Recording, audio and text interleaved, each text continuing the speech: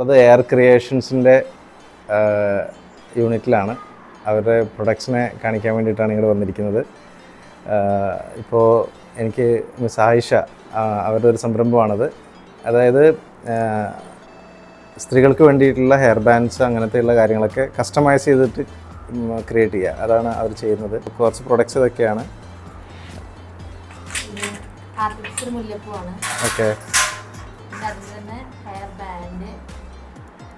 പിന്നെ കുട്ടികൾക്കായിട്ടുള്ള ഹെയർ ബാൻഡുകളാണ്. നമുക്ക് നെയ്മ കുറിച്ച് കസ്റ്റമൈസ് ചെയ്യാം. ഓക്കെ, കുട്ടികളുടെ പേര് വെച്ചിട്ടൊക്കെ ഒരു ഇത് ഇങ്ങനെ ഇതിപ്പോൾ ആളുടെ പേര് എഴുതിയിരിക്കണം ഹയ എന്ന് പറഞ്ഞിട്ട്. Okay okay okay. അതിൽ തന്നെ നമ്മൾ അതിന് ബ്രേസ്ലെറ്റുകളും ചെയ്ത് കൊടുക്കുന്നുണ്ട്. ഓക്കെ, പിന്നെ നമ്മുടെ കയ്യിലുള്ള മെറ്റീരിയൽസ് വെച്ചിട്ട്, അതായത് ക്ലോത്ത്സ് വെച്ചിട്ട് ചെയ്യണ ഹെയർ ബാൻഡ്സ്. ഓക്കെ, അതുപോലെ സ്പഞ്ചീസ്, സാധാരണ ഡെയിലി യൂസിനൊക്കെ ഉപയോഗിക്കാൻ പറ്റുന്ന സ്പഞ്ചീസ്, സാറ്റിൻ മെറ്റീരിയൽസും അല്ലാത്ത മെറ്റീരിയൽസും യൂസ് ചെയ്യുന്നു.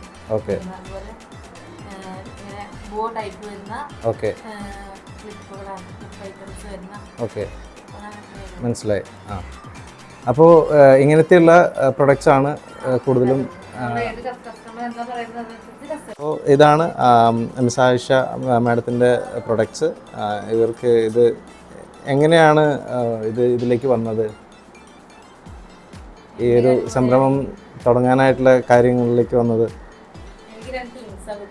ഓക്കെ, നിങ്ങൾ ഒരു സിസ്റ്റർ ട്വിൻസ് ഉണ്ട്. Okay okay.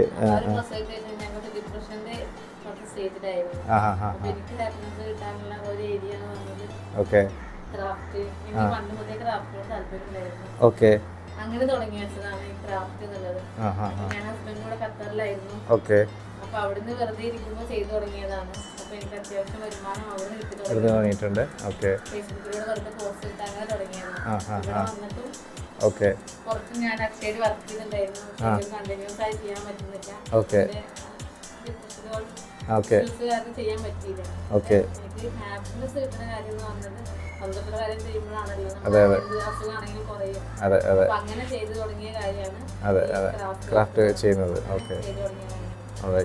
അപ്പോൾ ഇതിനെ ശരിക്കും പറഞ്ഞു കഴിഞ്ഞാൽ നമ്മളൊരു ബിസിനസ് എപ്പോഴും ഞാൻ ചെറിയ സംരംഭകരോട് പറയാറുള്ളത്, നമുക്കെപ്പോഴും പ്രസൻറ്റ് ചെയ്യാൻ പറ്റണം എന്താണ് നമ്മൾ ചെയ്യുന്നതെന്നുള്ളത് മറ്റുള്ളവരെ അറിയിക്കാനായിട്ടുള്ള മോഡേൺ മീഡിയാസ് യൂസ് ചെയ്യണം. അത് സോഷ്യൽ മീഡിയയും കാര്യങ്ങളൊക്കെ തന്നെയാണ്. ഫോർ എക്സാമ്പിൾ ലോഗോ ഉണ്ടോ? ഇല്ല. അപ്പം ഞങ്ങളുടെ കമ്പനിയിൽ നിന്ന് ഒരു ലോഗോ നിങ്ങൾക്ക് ഫ്രീ ആയിട്ട് ചെയ്തു തരും. കാരണം സംരംഭകർക്ക്, എസ്പെഷ്യലി ലേഡി സംരംഭകർക്ക് ഞങ്ങൾ ഫ്രീ ആയിട്ടുള്ള ലോഗോ ചെയ്ത് കൊടുക്കുന്നുണ്ട്.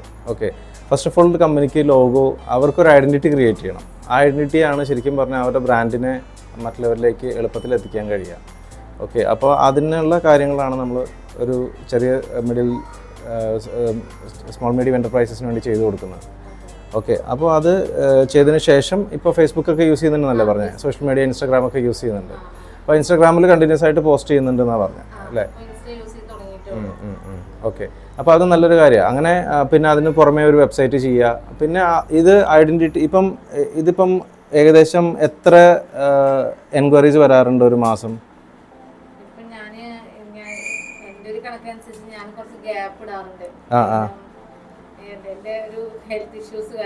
ഓക്കെ ഓക്കെ, ഒന്നുണ്ട്. ഇവിടെ കുറവാണോ? നാട്ടിൽ കുറവാണ്. ഓക്കെ ഓക്കെ, ചെയ്യുന്നത്. Okay okay okay. അപ്പോൾ അതിൻ്റെ വേണ്ടിയിട്ടുള്ള മാർക്കറ്റിംഗ് കാര്യങ്ങളൊക്കെ സ്റ്റെപ്പ് ബൈ സ്റ്റെപ്പ് ഇൻക്രീസ് ചെയ്യുക. ഇപ്പോഴുള്ള സെയിൽസിന് ചെറിയൊരു ബഡ്ജറ്റ് മാർക്കറ്റിങ്ങിലേക്ക് മാറ്റി വയ്ക്കുക. അങ്ങനെ അത് കൂടുതൽ ആളുകളെ അറിയിച്ചു തുടങ്ങുക ഇങ്ങനെ കാര്യങ്ങൾ ചെയ്യുന്നുണ്ടെന്ന് പറഞ്ഞിട്ട്. പിന്നെ ഒരു തിരക്കാവുമ്പം ഒരു ചെറിയൊരാളെ അതിന് വെച്ച് ചെയ്യിക്കുക. ഒരാളെ പക്ഷേ എങ്ങനെയാണെന്ന് വെച്ച് കഴിഞ്ഞാൽ നമ്മളെപ്പോഴും മാർക്കറ്റിൽ സസ്റ്റെയിൻ ചെയ്യണമെന്നുണ്ടെങ്കിൽ കണ്ടിന്യൂറ്റി വേണം. ആളുകളുടെ ഇടയിൽ അതിന് ഇങ്ങനെ കണ്ടിന്യൂസ് സപ്ലൈ ഉണ്ടാവണം. എൻഗേജ്ഡ് ആയിരിക്കണം. നമ്മൾ ഇങ്ങനൊരു സംഭവം നടക്കുന്നുണ്ടെന്ന് എപ്പോഴും ആൾക്കാരെ അറിയിച്ചുകൊണ്ടിരിക്കണം. കാരണം ഇപ്പോഴത്തെ ഭയങ്കര കോമ്പറ്റീറ്റീവ് മാർക്കറ്റാണ്. ആളുകൾക്ക് ഇതല്ലെങ്കിൽ വേറൊരു ഓപ്ഷൻ ഉണ്ട്. പിന്നെ ഇതൊന്നും ഒരു നെസസറി ഐറ്റം അല്ല. അവർക്കൊരു മീൻസ് ആവശ്യമുണ്ടെങ്കിൽ അത് കണ്ടാൽ ഒരു അട്രാക്ഷൻ തോന്നി വാങ്ങിക്കുന്ന ഒരു കാറ്റഗറിയിൽ വരുന്നതാണ്.